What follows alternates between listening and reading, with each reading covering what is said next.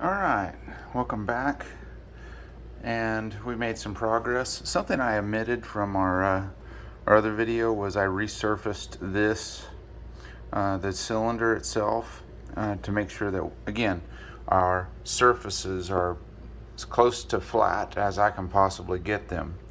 One of the things that I was thinking I was going to be waiting a long time on was the place for these two dowel pins. There's no place for two dowel pins to go on here that mates the head with the cylinder here.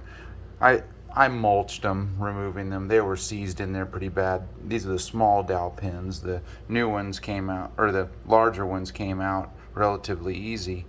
But I went ahead and ordered some replacements, and I thought, well, I'm going to have some downtime to be able to go back and kind of relax a little bit. And I did do a track day yesterday, but the replacement small dowel pins came in, so I thought, well, I'll get on the rest of this head jug refurbishment that I do for the way in which I do it. And so if you recall, we did a resurface, and so we sanded, and I also have been cleaning on these orifices here, especially on the exhaust side, to get it cleaned up. It's not perfect.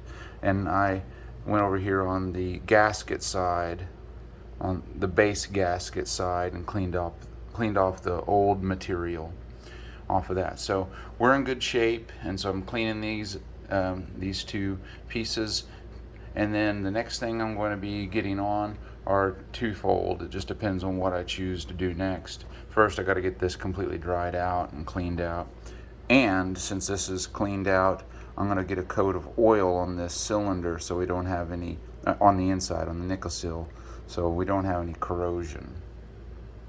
So I think what I'm probably going to do next is going to be doing our ring gap, checking our ring gap on our new piston, doing an inspection, make sure we have the proper clearance on this, which we should. I don't see an over amount of wear here. So that's where we're at right now. I think I might splice onto this section the piston inspection and the ring in gap inspection, and then I think we'll call this part 10. So we're moving right along. This top end's going to be going on this engine, and the rest of the components are going to be going onto this engine, and it's going to be done. I'm kind of excited about it. I want this thing out of my life because it's such a turd. Alright, we're over here at the cylinder, and I've got the rings over here. They came in, and so I've already tested or checked the in gap for the top compression ring. And I've not with one hand while running a camera here, but I've placed the piston in there at equal points, and I've placed, this is the minimum ring in gap clearance, and it's clearly fitting there fine. That's 0.3 millimeters. The second one's a little wider, and the first one, it escapes me. I think it's like 0.15 to 0.2 millimeters, and this one's 0.3 to 0.45, and you can see that goes in there quite easily. You don't want your in gap, you don't want your in gap to be too small. That's a mistake a lot of people don't check. They're like, oh, well, got some rings, put it on the piston, slam it in there. You have no idea what it's going to do. So the next thing I got to do is check the oil rail. After I do the oil rail and all the oil rings, and then as long as they check out and I don't have to file on them, I'm going to install them on the piston in the correct position on its orientation, because there is a correct one. And then I'm going to install the piston onto the rod over here. There it is. And then before I install that, I'm going to clean up this surface a little bit better. You can see, whoa, I've got a little bit of the case half goop here. So I'm going to clean that off and get that all prepared as well. And I'm also going to put my new O-ring that's in my kit over here for this piece. That's very important for that dowel pin. So we got a little bit of work to do, but it's going to move along here pretty quickly and we'll have a top end on. All right, we have the piston installed on the rod and we're correctly oriented here. I've got to do a little last minute cleanup because I've been touching it, but this is the forward facing point of the piston. Obviously the larger valves of the intake and the smaller ones of the exhaust. The rings are all in their correct place.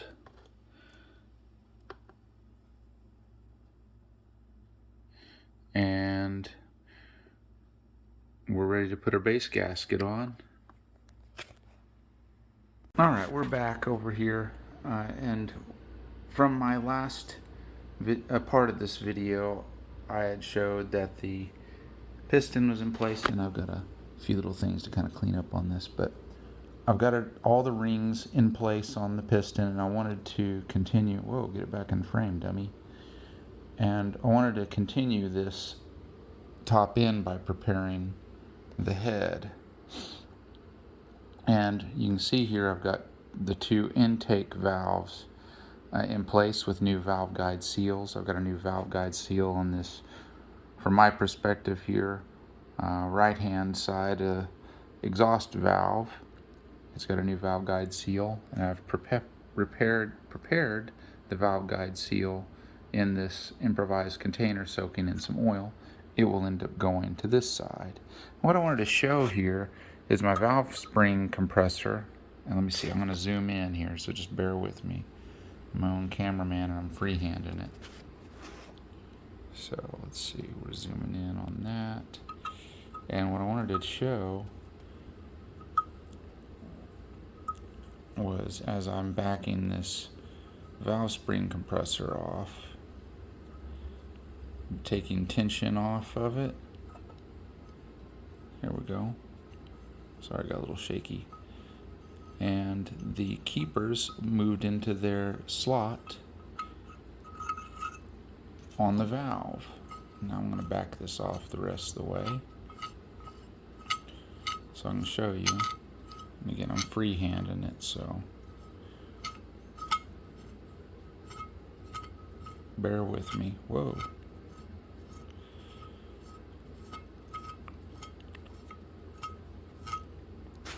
Let's see if I can get this thing off. So, all right, I'm going to zoom out. So just bear with me. It's going to get sloppy for a second. Whoa, what's going on?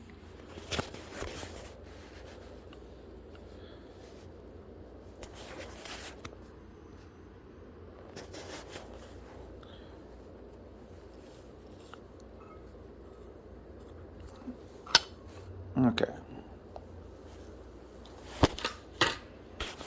What a mess. Anyway,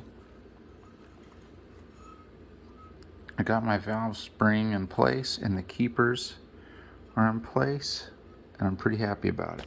So what I'm going to do here, whoa, good grief, my camera works all over the place. But what I'm going to do here is I'm just going to kind of manually move this around a little bit to make sure it's seated, and I'll do that some more. Yeah, that's looking pretty good. Just a slight gap in it, but that's okay. For those of you that may not know what's going on here, this is where the shim sits. See, there's a little shim right here. And so I'm not going to put it in place, but that shim is what we do, is what we place to make contact with this metal piece in the center of this bucket. And the bucket, I'm going to put my finger here, is what your cams make contact with to press the valve down so that you can open, so your valve will open and you can get, on this case, exhaust gas out. Intake, exhaust, intake, exhaust. Looks like I need to put a little bit of oil down in that spark plug well. Stunners. But anyway, I wanted to show this is what I'm doing. So I'm going to end this section of the video. This is going to be part 10. And then the next part that you're going to see is going to be, I don't know, I'm going to try to show part of me putting the jug down on the piston and see how that goes. So we'll see. Thank you for watching. Alright, I decided that I would go ahead and get this top end, for the most part, back together. And I've got to clean up a little bit because, you know, I'm handling on it and just kind of one of those things that happens. But I've got this top end on, or at least the jug on, and these little piston rings and these small jugs, they're just a pain to handle. Again, for a non-mechanic such as myself, but I've got this thing on and I'm pretty happy about it. The next step is to, one of the things I like to do anyway, is I like to take and put the cams in the head and do a rough valve adjustment. I want to see what my clearances are. And again, I know it's best done when you can rotate it over and whatnot, but if I want to do an adjustment, it's best to not have to mess with the tensioner. So I'm going to do that before I put the rest of this engine back together. And there's still quite a bit to do.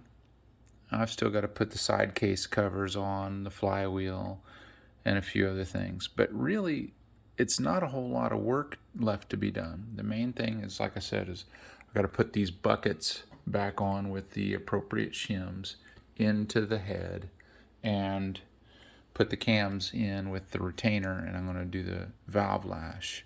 But right now, I'm at a stopping point for today, and I'm pretty satisfied with it. We've got a lot done this evening. So now, thanks for watching, and that concludes part 10.